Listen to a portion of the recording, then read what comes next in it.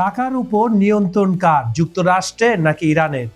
আর ওয়াশিংটনের সাথে চুক্তি হতে না হতেই কেন ক্ষেপণাস্ত্র নিয়ে বেঁকে বসল তেহরান? অন্যদিকে মার্কিন অস্ত্র বর্জনের ঘোষণা দিয়ে বসলেন নেতানিয়াহু। একদিকে যখন পাকিস্তান কাতারের মধ্যস্থতায় পরমাণু চুক্তি নিয়ে ঐতিহাসিক ৬০ দিনের রোড ম্যাপ তৈরি হচ্ছে, ঠিক তখনই ইসরায়েল আমেরিকার দ্বন্দ্বে মধ্যপ্রাচ্যের রাজনীতিতে মোড় নিচ্ছে নতুন নাটক। কি ঘটছে পর্দার আড়ালে, জানতে হলে পুরো ভিডিওটি শেষ পর্যন্ত দেখুন। আটকে থাকা $12 বিলিয়ন অবরুদ্ধ তহবিল মুক্ত হলে তা কিভাবে ব্যবহার করা হবে সেই সিদ্ধান্ত সম্পূর্ণ এককভাবে তেহরান নেবে বলে স্পষ্ট জানিয়েছে ইরান।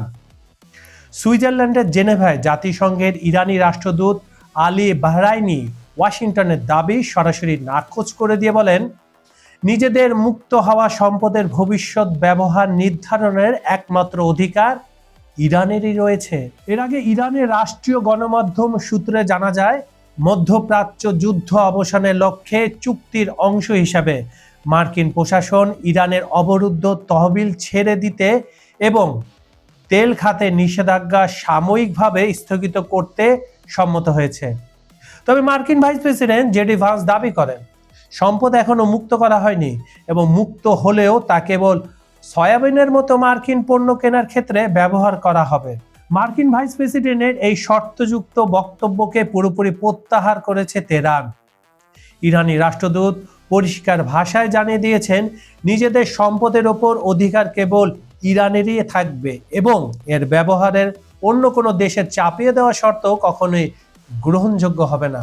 সুইজারল্যান্ডের বার্গেন স্টকে অনুষ্ঠিত সফল প্রাথমিক আলোচনার পর আগামী ৬০ দিনের মধ্যে টেকনিক্যাল পর্যায়ের আলোচনায় বসতে যাচ্ছে যুক্তরাষ্ট্র ও ইরান। পাকিস্তান ও কাতারের যৌথ মধ্যস্থতায় হওয়া এই আলোচনায় পরমাণু ইস্যু, ব্যালিস্টিক ক্ষেপণাস্ত্র কর্মসূচি এবং আটকে থাকা ইরানি সম্পদ নিয়ে দুই দেশ একটি রোড ম্যাপে সম্মত হয়েছে বলে জানা গেছে। গত ১৭ জুন স্বাক্ষরিত ইসলামাবাদ সমঝোতা স্মারক যেন একটি দীর্ঘমেয়াদী ও স্থায়ী চুক্তিতে রূপ নিতে পারে, সেই লক্ষ্যে এই উদ্যোগ নেওয়া হয়েছে। পাকিস্তানের প্রধানমন্ত্রী শাহবাজ শরীফ ২৩ জুন রাতে দেশটির জাতীয় সংসদে দেওয়া এক ভাষণে এই ঐতিহাসিক অগ্রগতির কথা আনুষ্ঠানিকভাবে জানান। তিনি এই আলোচনাকে দ্বিপাক্ষিক সম্পর্কের ক্ষেত্রে এক ঐতিহাসিক অগ্রগতি হিসাবে অভিহিত করেছেন। পাকিস্তান আশাবাদী যে এই সমঝোতা স্মারক শেষ পর্যন্ত দুই দেশের মধ্যকার একটি দীর্ঘস্থায়ী ও টেকসই চুক্তিতে রূপ নেবে। তবে পাকিস্তানের প্রধানমন্ত্রী এই আলোচনাকে ইতিবাচক হিসাবে দেখলেও ক্ষেপণাস্ত্র কর্মসূচি নিয়ে আলোচনার বিষয়টি সম্পূর্ণ নাকচ করে দিয়েছে ইরান। ইরানের পররাষ্ট্র মন্ত্রণালয়ের মুখপাত্র ইসমাইল বাঘাই মঙ্গলবার এক বিবৃতিতে জোরালোভাবে দাবি করেন, সুইজারল্যান্ডে যুক্তরাষ্ট্রের সাথে হওয়া আলোচনায় তেহরানের ক্ষেপণাস্ত্র সক্ষমতার বিষয়টি কখনোই অন্তর্ভুক্ত ছিল না। আর এর পাশাপাশি ইরান আরও একটি কঠোর অবস্থান স্পষ্ট করেছে। মুখপাত্র ইসমাইল বাঘাই পরিষ্কার ভাষায় জানিয়ে দেন, সাম্প্রতিক মার্কিন ইসরায়েলি হামলায় ক্ষতিগ্রস্ত হওয়া ইরানের পরমাণু কেন্দ্রগুলো পরিদর্শনের জন্য আন্তর্জাতিক পরমাণু শক্তি সংস্থা, সংক্ষেপে IAEA পরিদর্শকদের কোনো অনুমতি দেওয়া হবে না। তার মানেটা কি? গতকাল ট্রাম্প এবং জেডি ভ্যান্স এক কথা বলল, ইরান এখন স্পষ্ট করে দিল আসলে ঘটনা কি ঘটছে। মূলত ইরানের এই ভিন্ন সুর ও বিপরীতমুখী অবস্থানের মধ্যে পরবর্তী আলোচনা এগিয়ে নেওয়ার প্রস্তুতি চলছে বলেও জানা গেছে। ডোনাল্ড ট্রাম্প প্রশাসনের সঙ্গে বিদ্যমান মতপার্থক্যের জের ধরে মার্কিন সহায়তার উপর নির্ভরতা কমানোর ঘোষণা দিয়েছেন ইসরায়েলের প্রধানমন্ত্রী বেনিয়ামিন নেতানিয়াহু। ২৩ জুন অধিকৃত পশ্চিম তীরের গুশ এজিওন বসতি ব্লকে রিজার্ভ কমব্যাট অফিসারদের সঙ্গে এক বৈঠকে তিনি মন্তব্য করেন।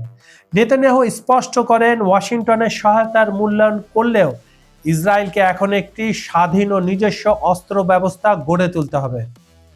ইসরায়েলি সংবাদ মাধ্যম ওয়াইনেট জানায়, বৈঠকে নেতানিয়াহু মার্কিন বন্ধুদের কাছ থেকে পাওয়া সমর্থনের গভীর প্রশংসা করার পাশাপাশি নিজেদের সক্ষমতা জোরদার করার উপর গুরুত্ব আরোপ করেন।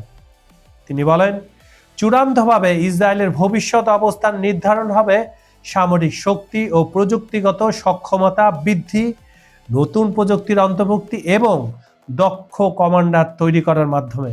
লেবানন ফ্রন্টে যুদ্ধাবসান এবং যুক্তরাষ্ট্র ও ইরানের মধ্যে হওয়া সাম্প্রতিক সমঝোতা স্মারক নিয়ে ইসরায়েলের রাজনৈতিক ও নিরাপত্তা মহলে ক্রমবর্ধমান বিরোধের মধ্যেই প্রধানমন্ত্রীর এই বক্তব্য সামনে এলো। এর আগে ইসরায়েলি মন্ত্রীদের মার্কিন বিরোধিতার সমালোচনা করে মার্কিন ভাইস প্রেসিডেন্ট জেডি ভান্স মনে করিয়ে দিয়েছিলেন, গত 3 মাসে ইসরায়েলের সুরক্ষায় ব্যবহৃত 2/3 রক্ষণাত্মক অস্ত্রই আমেরিকার তৈরি এবং মার্কিন করদাতাদের অর্থে পরিশোধিত। শুধু 3 মাস না, বছরের পর বছর আমেরিকার শ্রেষ্ঠ অস্ত্রগুলো দেয়া হয়েছে ইসরায়েলকে। গত 14 জুন পাকিস্তান সরকারের মধ্যস্থতায় ইরান এবং যুক্তরাষ্ট্র একটি 14 দফার ইসলামাবাদ সমঝোতা ঘোষণা করে, যা 18 জুন থেকে কার্যকর হয়েছে। মার্কিন প্রেসিডেন্ট ডোনাল্ড ট্রাম্প ও ইরানের প্রেসিডেন্ট মাসুদ পেজেশকিয়ানের স্বাক্ষরিত এই চুক্তির প্রধান শর্তগুলোর মধ্যে ছিল লেবানন সহ বিভিন্ন ফ্রন্টে যুদ্ধ বন্ধ করা, হরমুজ প্রণালী পুনরায় উন্মুক্ত করা এবং ইরানের উপর থেকে মার্কিন নৌ অবরোধ প্রত্যাহার করা। এখন সময় বলে দিবে 60 দিনের মধ্যে মধ্যপ্রাচ্যে শান্তি ফিরে আসবে নাকি নতুন করে সংঘাত শুরু হবে। আর মার্কিন যুক্তরাষ্ট্রের অস্ত্র ছাড়া ইসরায়েল কিভাবে নিজেকে শক্তিশালী করবে তা নিয়ে সমরবিদদের মধ্যে যথেষ্ট সন্দেহ রয়েছে। কাজল হায়দার, খবর সংযোগ।